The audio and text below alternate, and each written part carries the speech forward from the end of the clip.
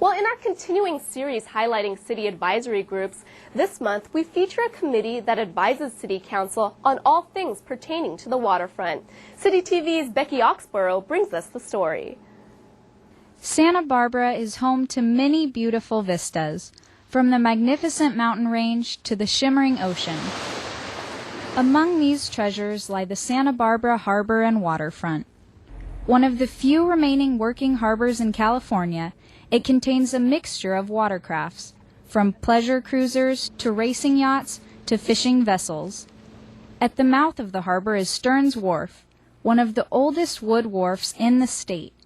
In charge with overseeing these important community assets is the Harbor Commission. We have a monthly Harbor Commission meeting where my staff and myself present items that they are going to take action on or need to be informed about so that they're able to provide that advisory recommendation to the City Council. Santa Barbara's Harbor Commission has been serving the community since 1927, advising the City Council on issues pertaining to the harbor and waterfront. We advise them on the navigability of all kinds of watercraft, and then we advise them on everything to do with the buildings and the maintenance and the structures that surround the harbor and provide services to the waterfront.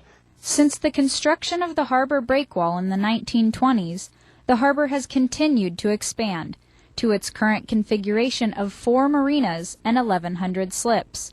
The next large project that the Commission has participated in is the replacement of the majority of Marina 1. Which are all the boats. If you're standing at Brophy Brothers and you look out into the harbor, there's the fairway, which is the area that goes down the middle of the harbor. All of the vessels you see to the right are in Marina 1. Marinas 2, 3, and 4 are on your left. Marina 1 has to be replaced. It was built in 1970. It's almost 40 years old, and it's falling apart.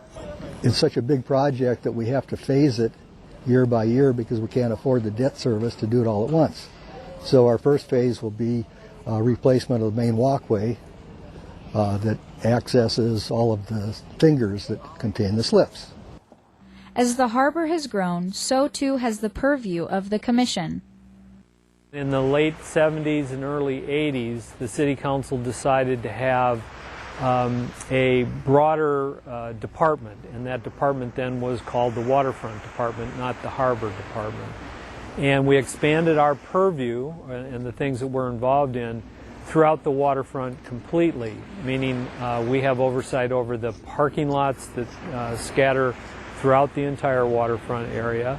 And then it added Stearns Wharf, which at that time was not currently owned and operated by the city.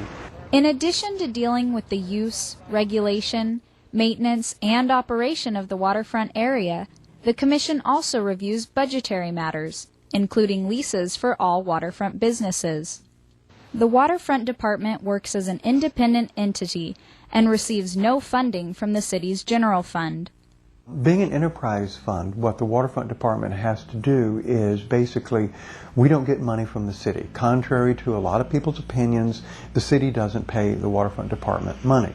The Waterfront Department is in an enterprise zone, which means that we have to act like a business, operate like a business. We have to generate all of our income within the harbor tidelands, and we need to spend all that money on our operations. To its advantage, the Harbor Commission is made up of a diverse community, providing unique perspective and insight to waterfront staff and the City Council. Working with the Harbor Commission, staff feels that we really get good feedback, and it's an opportunity for us to know whether or not we're on the right track with the projects and programs. And I think that's a very useful thing to the management staff of the Waterfront Department. For more information on the Harbor Commission, go to the city's website, that's santabarbaraca.gov, and click on the quick link called Boards and Commissions.